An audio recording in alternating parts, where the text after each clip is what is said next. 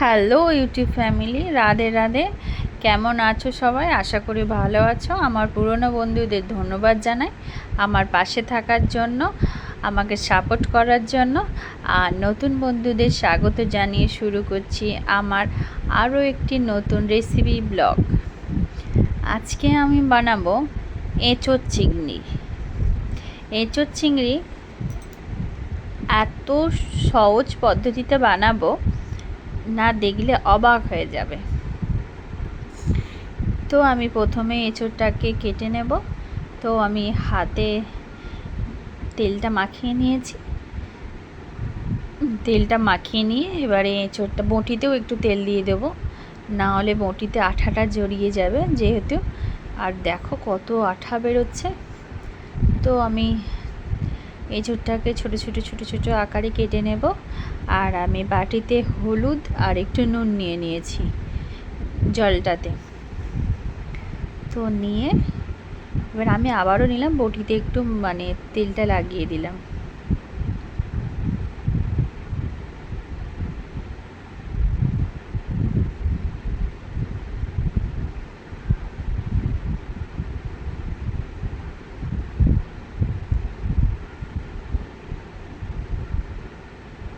এইভাবে এঁচোড়টা ছাড়াবে, খুব ভালো। হাত ফাত কেটে যাবার কোনো ভয় নেই, কারণ ভর্তি করে হাতে তেল থাকলে না হাতটায় আঠাটা জড়ায় না।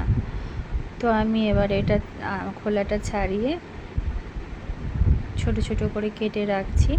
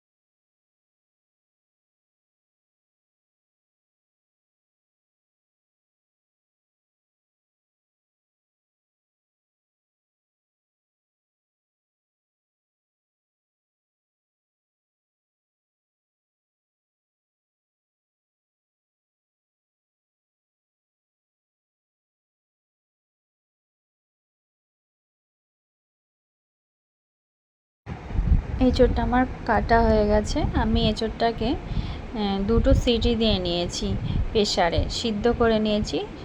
সিদ্ধ করে ছেঁকে নিয়ে রেখে দিয়েছি। আর আমি তেলটা গরম হয়ে গেছে, এর মধ্যে আমি দিয়ে দিচ্ছি চিংড়ি মাছটা দিয়ে দিচ্ছি।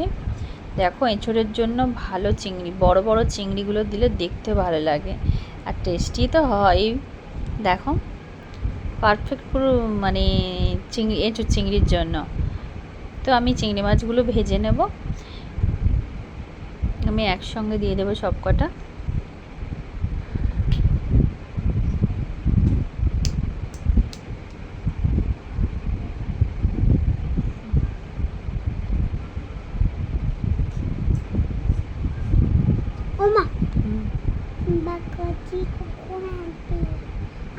আমার চিংড়ি মাছটা ভাজা ভাজা হয়ে গেছে, দেখো লালচে লালচে ভাব হয়ে এসছে।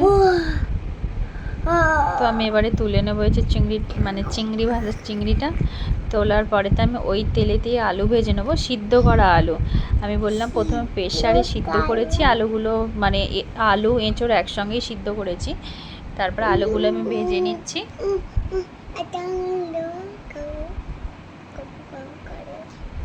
তো আমার আলুগুলো ভাজা দেখো লাল লাল হয়ে গেছে। আমি এবারে আলুগুলো তুলে নেব।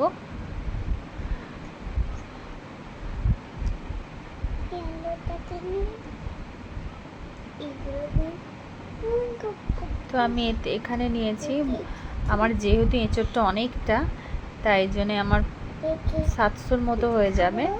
তো 700-800-র মতো হয়ে যাচ্ছে। তার জন্য আমি এলাচ আর ডালচিনি দিয়ে দিয়েছি। এটা ভাজা হয়ে যাচ্ছে। আর মাংসর মতো হবে, মাংস ফেলে রেখে এঁচোড়ের তরকারি খাবে। তো আমি এর মধ্যে নিয়েছি পেঁয়াজটা অনেকটা নিয়েছি।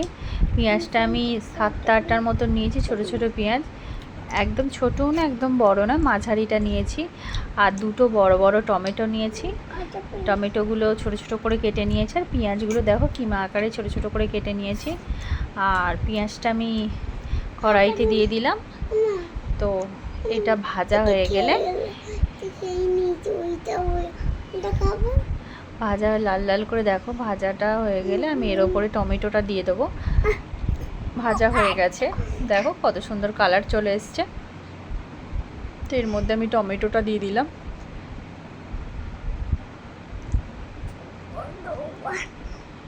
তুমি কেন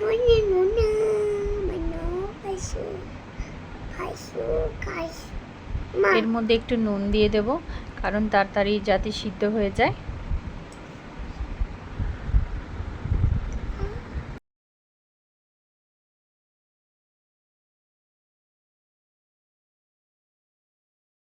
দেখো টমেটোটা আমার হয়ে গেছে, নরম হয়ে গেছে। তো তেলটাও উপরে উঠে এসছে। আর এর মধ্যে আমি আলু দিয়ে দেবো। আলুটা একটু নেড়ে নিয়ে এর মধ্যে আমি দিয়ে দিচ্ছি 4 চামচের মতো, বড় চামচের আদা রসুনের পেস্ট একসঙ্গে।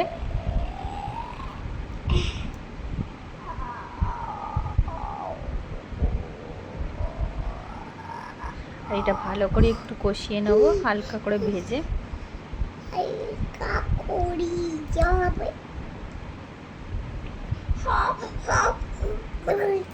এর মধ্যে 1 চামচ আমি হলুদ গুঁড়ো দিয়ে দিচ্ছি,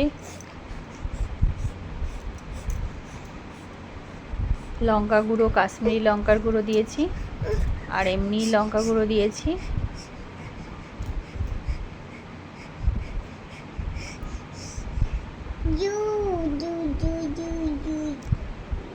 এটাকে ভালো করে কষিয়ে নেব।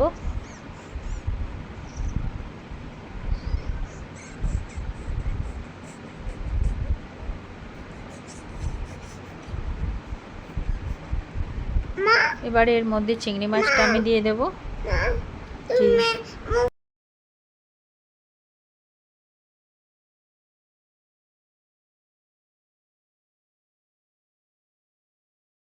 চিংড়ি মাছটা দিয়ে আমি ভালো করে নেড়ে নেব।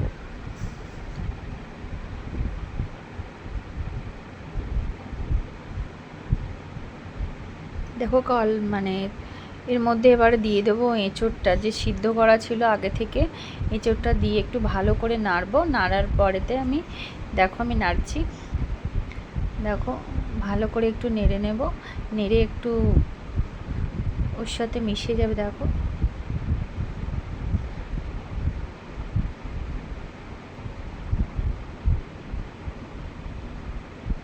দেখো তার মধ্যে আমি এর মধ্যে জল ঢেলে দিয়েছি একটু ভাজা ভাজা করার পরেতে।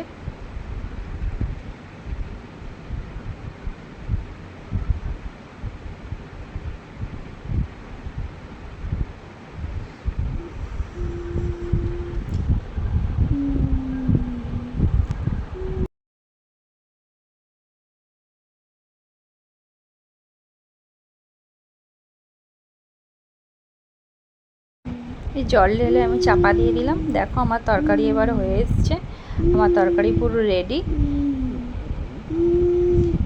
অবশ্যই এইভাবে একবার ট্রাই করে দেখবে, খুব দারুণ টেস্ট হবে। মাংস ফেলে রেখে খাবে।